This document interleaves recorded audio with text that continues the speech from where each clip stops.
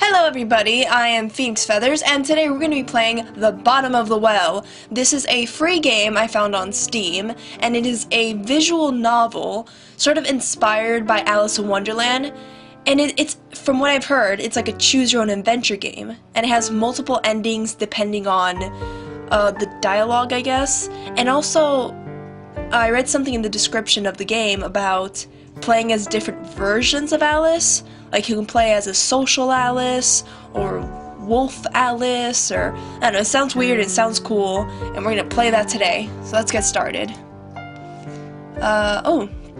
Welcome to Bottom of the Well. This game is a visual novel, meaning it is a mainly text-based piece of interactive fiction, a book where you get to decide what happens next.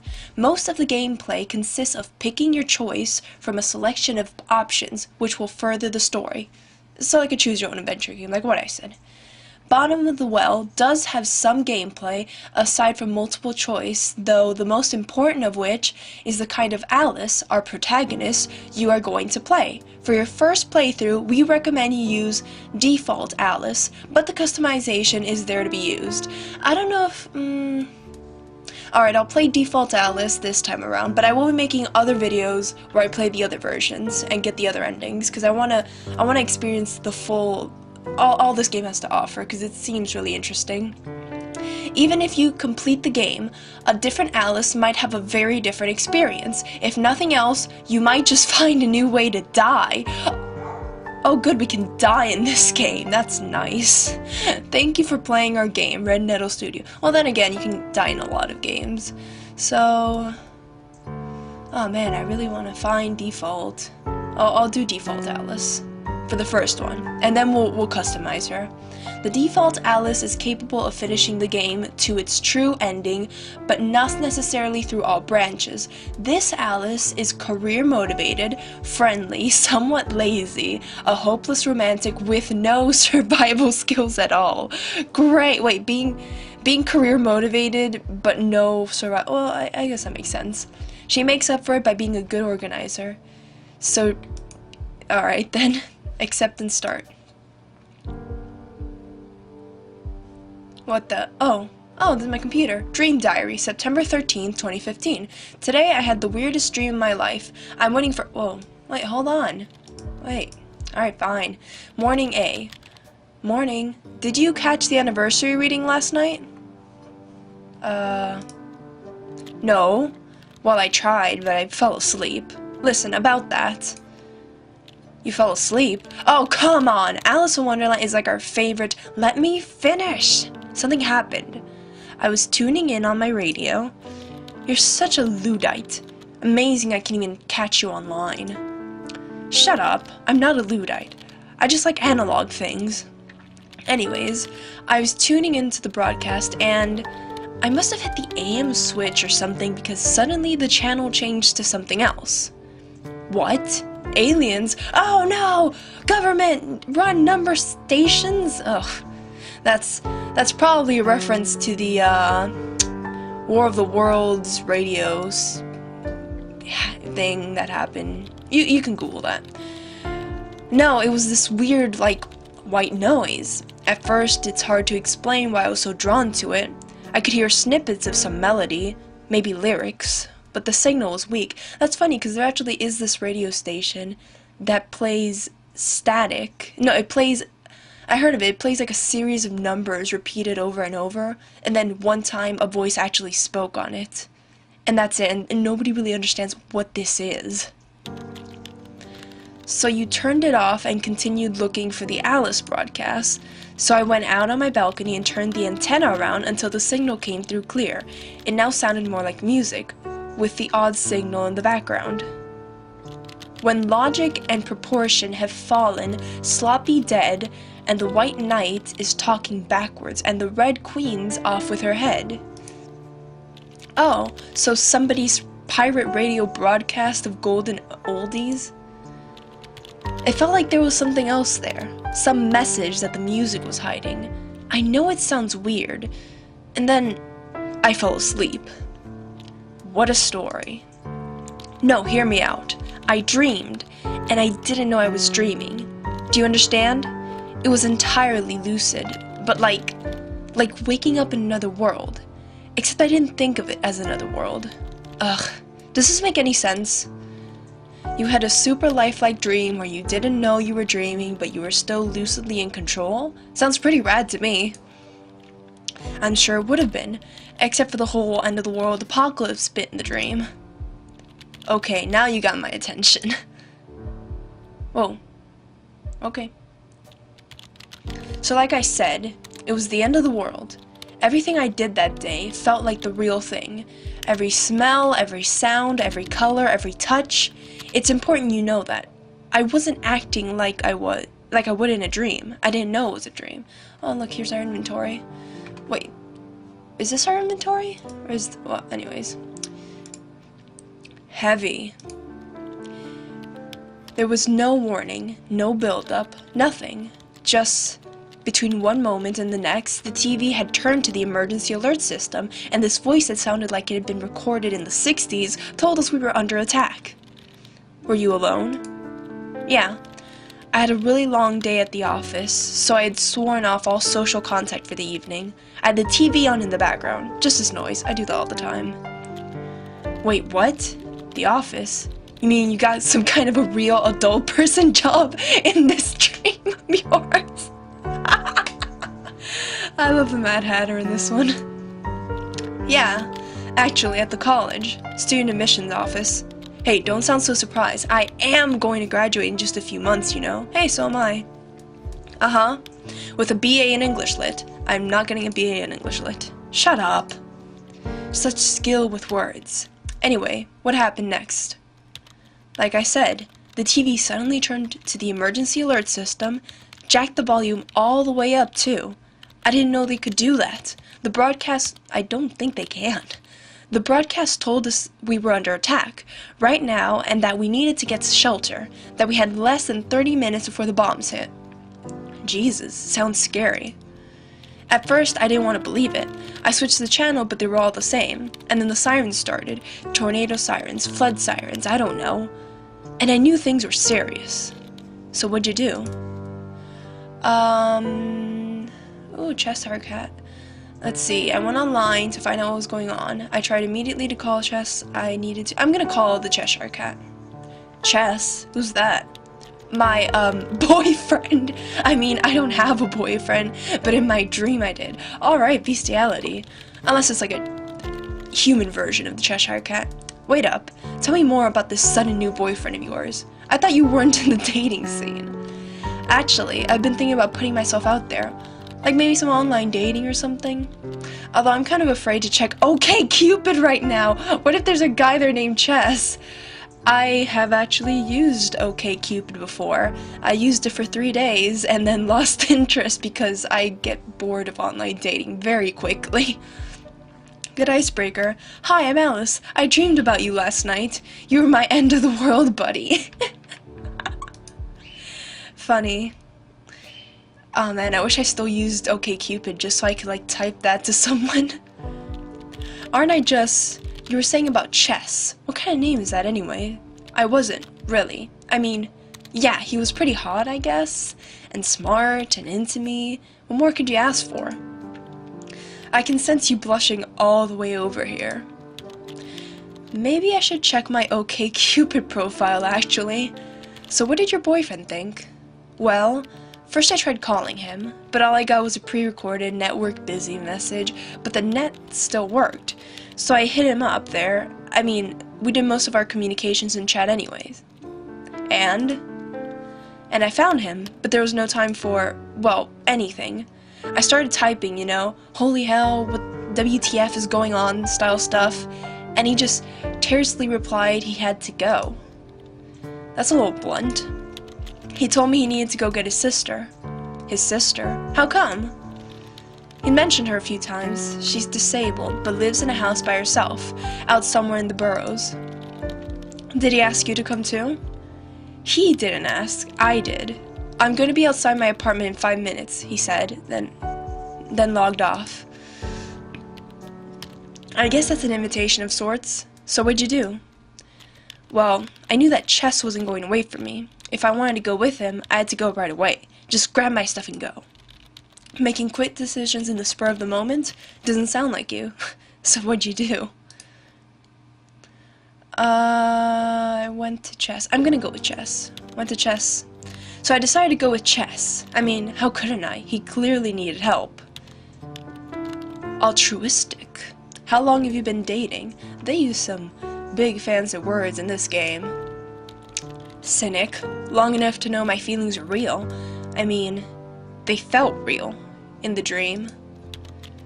Where did the sister live again? In a borough. Practically the suburbs, so pretty far. Chess said he usually takes the subway or a bus. Chess actually lived just down the street, and we always had a customary place to meet. We didn't even need to confirm the place anymore, but it didn't seem very likely we'd be able to catch a bus or a subway. So how are you planning on getting to the sister? In less than 30 minutes. Oh, spoiler. The bombs didn't start dropping on us within 30 minutes. It took longer than that. They did start, though. That's lucky. Yeah, well, it didn't mean we weren't in a hurry. But you didn't leave empty-handed though, right? Oh, right, yes. I grabbed the biggest bag I had. A backpack. People always called it magic. You could fit so much into it, bigger on the inside and all that. Okay, so here's where we choose our inventory. So, take food. How much stuff can we bring anyways? Take flashlight. Take map. Take radio. Okay, how much stuff can I take? Take more food. Take sleeping bag. I can't take sleeping bag. Take spare clothes. Okay, that's all the stuff I can take apparently, so we don't really need the sleeping bag or the clothes. We can sleep under a bridge in the dirt, and our clothes is fine. Because there's two of us, and we're getting a sister, so we're gonna need food probably. Alright, so there's our stuff. Goran, burrow, sister, bombs incoming. How did you plan to get there in the chaos? The chaos? Yeah. The streets were nuts. Everything and everyone was going crazy. Crashes everywhere, but no one was responding. The street was completely gridlocked. I'm talking maybe 15 minutes after the first announcement here. All it takes is a few cars in the wrong place. But you live pretty centrally, right? It had to be further out. Did Chess have a car? No. But if you wanted a car, there were tons around. People just left them, keys in the ignition, and ran. Holy shit. It really must have been bedlam. It was. I was so scared. So, steal a car or walk? We discussed walking. It was like 14 miles or something. It'd probably take at least 4 or 5 hours on a good day. And it wasn't a good day. Maybe a good start though. Things might clear up outside the downtown area, and you might be able to steal a car there. Appropriate a car? Stealing sounds so criminal.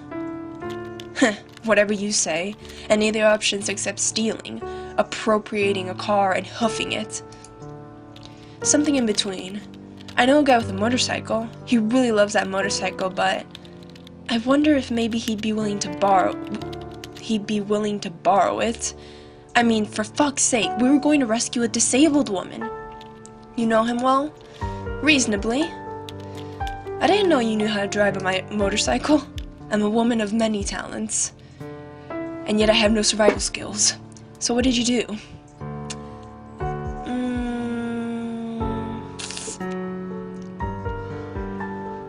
In a situation like this, a motorcycle would definitely move faster because a car is larger, and if there's people like running around in the streets, there's a good chance we might hit someone and they might like block off the car, but with the motorcycle we could go around. But if the guy really loves his motorcycle, he might not want to part with it. But maybe we could trade something for it. I'm gonna go with the motorcycle. The motorcycle seemed like a good idea at the time, except that when we arrived at his building, the first thing I saw was him outside, prepping his ride together with a group of similarly attired, similarly equipped motorcycle guys. Shoot. So much for borrowing a motorcycle then. He recognized me when I approached. He looked pretty distracted, packing up the saddlebags on the motorcycle with all kinds of things, but he stopped for a second to talk. Hello. I see you're making your escape. Would you happen to have a spare slot in your escape machine? He said he was headed towards a fallout shelter. When I asked him what he was talking about, he told me there's an old shelter down on 3rd, under the Rad Bar. Your old hangout? What are the odds? Anyway, he said he could take me, that he knew the owner of the place. Sounds like a good alternative. What did you think? Well, Chess immediately said no thanks. He looked at me. What'd you tell him? Let's go get your sister. So no daring escape into the sunset on your motorcycle with bombs going off behind you. What a pathetic excuse for a power fantasy, this dream of yours. Is it really supposed to be a power fantasy? Well, I guess. Yeah, oh, I don't think it was ever a power fantasy, or necessarily a fantasy at all. Anyway, I still had to make a choice, and had already lost a lot of time. Shoot. Yeah, it's just steal a vehicle. Uh-huh. By your description, this seems like kind of a bad idea. Well, finding a vehicle was easy, but they had all been abandoned for a good reason. They weren't going anywhere. I had to find one I could feasibly get out of there. I should have just walked. An abandoned one you could feasibly get out of there with. Right. So how did that go? And what did Chess have to say about this? He was game. Anything to get his sister faster. But he figured we'd make better time if we split up. I went for the car, he went to scout out a route. Sounds like a plan. I wasn't really sure what I was looking for, just that I needed a car, stat. I found a station wagon open, and with the key in the ignition, no sign of the owner. I jumped in and gunned it, and got maybe half a block before I hit the complete traffic stop. Everyone was beeping, people were abandoning their cars, all traffic rules forgotten. Sounds like Hialeah except for the abandoning of their cars. I'm not sure what else you expect. Yeah, well, I decided walking was the best option. The whole downtown area was gridlocked, cars everywhere, people running down the sidewalks and the sirens blaring. It was like one of those disaster movies. No hope of driving anywhere at any rate. But where was everyone going? Most of them were going home, I think.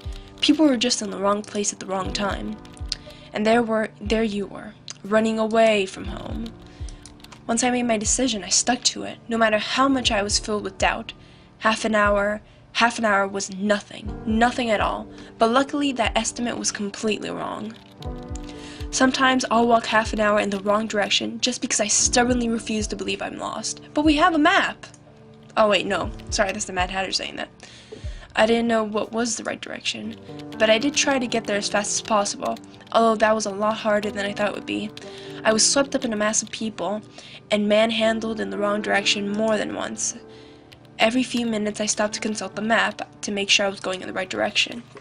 Was there any danger? Like, people attacking each other or something? No. I thought we were all going in the same direction, but then I realized that the crowd was heading somewhere I hadn't planned to go. A subway station. What'd you do? I was swept along. It was that or get trampled or pinned against some wall. I finally managed to disentangle myself at the stalled mass of people just outside the entrance. Apparently it was closed, and people were trying to break through the gates. By the time I was out, though, I had lost track of time. I had lost a lot of time. Time, yes. Isn't that the thing you're fighting here? How far away were you planning on getting? Well, a lot further than I'd gotten at that point. I could practically still see my apartment building, but the crowd was slowly thinning at least, and I actually saw a vehicle in motion, an ambulance, weaving between stalled cars with its sirens blaring. What'd you do?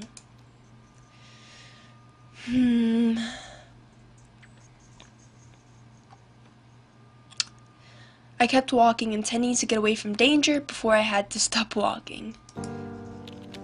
Chess's single-mindedness was what led me. I was pretty sure this was a monumental mistake, and then we get caught outside and killed for sure, but I couldn't just leave him, so we kept walking. How did that work out for you? You think it was easy? People had driven out into the sidewalks and left their cars. Everything was a mess. I tried going down the main highway, but it proved pointless and I had to backtrack. I didn't say it was easy. Did you consider running? I half ran and jogged as much as I could, but I felt like being late for class. I got tired almost immediately, while the goal was still as far away as ever. Chess wanted to go faster, but he slowed down when he saw I was struggling. The worried look on his face went nowhere, though. And, well, Once I got away from the downtown area, things were much smoother. I ran as fast as I could, as far as I could. No bombs, snow no bombs. I couldn't believe it. I couldn't believe my luck. But I knew I was pushing it now. What did you do? We were getting closer, so we kept walking. So did you make it? Maybe the bombs were just a scare. No, they weren't. I saw it as a glow high above the town. What? You were outside when the bombs fell? I don't know, I thought I'd have time to get away, but I just wasted too much of it somehow. I was out on the street when the initial shockwave came. There was just no duck and cover could have saved any of us from that, I don't think. The next thing I know, I'm showered in glass as every window above us shatters. Cars swerved off the road and crashed. Bedlam and light, bright, bright light. I tried to crawl out of the way when something hit me. Maybe a piece from a building. I don't know. I blacked out. You have a really fucked up imagination, Alice. It didn't feel like a dream. That's the thing. Because you don't wake up in dreams, do you? But I did. Bleeding. Alone. Out on the street. What did you see? I saw a burning city. Ash rained down. And downtown, far too close, a mushroom cloud, just staring me in the face. It was the end of the world. I just knew that there and then. Jeez. And then there was a streak of light, and it was actually almost beautiful as it fell from space. Just a streak of light, at only a slight angle. I just had time to think, no, we've had enough, before it hit. For some reason, I elected to stare right at it when it impacted above the ground in a terrible fireball. Ugh, please tell me the dream ended there.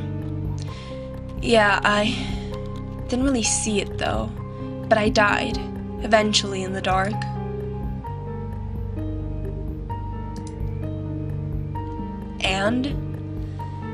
And thus concluded my dream. Well, that was interesting. What do you think? I think it felt incomplete, like there was something missing. That wasn't the way it was supposed to end, you know? Dreams aren't supposed to end in certain ways. Wait, dreams are supposed to end in certain ways? This one was, I think. It felt like it was trying to tell me something, but I wasn't listening closely enough. Maybe you can try again next night. See if you hear the same recording. Speaking of, what frequency was this on? That's the weird part. When I tried to see, I realized I had hit the right channel, and that it was in fact reading Alice in Wonderland. And this isn't exactly some obscure numbers station frequency on the AM bands. Well, maybe you'll dream it next night, maybe you'll dream it next night again anyway. That's the good thing with dreams. You can always dream them again. And maybe do something different the second time around. Whew. Well, I think I got one of the bad endings. And no serious. Alright. So, that is the bottom of the well. Or at least, that's one of the bad endings for the bottom of the well. Oh, I liked it. And since it's a visual novel, it's of course more simple, graphically speaking, but it's still, I still like the art style. I really like the characters. They're very, very entertaining. And I'm definitely going to try this again later, but for now, I'm going to leave this video here. Thank you all so much for watching, and I will talk to you guys in the next video. Bye-bye! Blood, fire pit. Okay. It hunts those who stare. No! Don't look at it, don't look at it. It's eating a person. It's eating, okay. Oh my, it's like a skeleton thing. Oh, stop it. And then you, and then no. Yeah? And then you, no, and then you. Ultra! Hi, I heard the songs of bells. Welcome to my domain, dreamer. None of your breed was here before.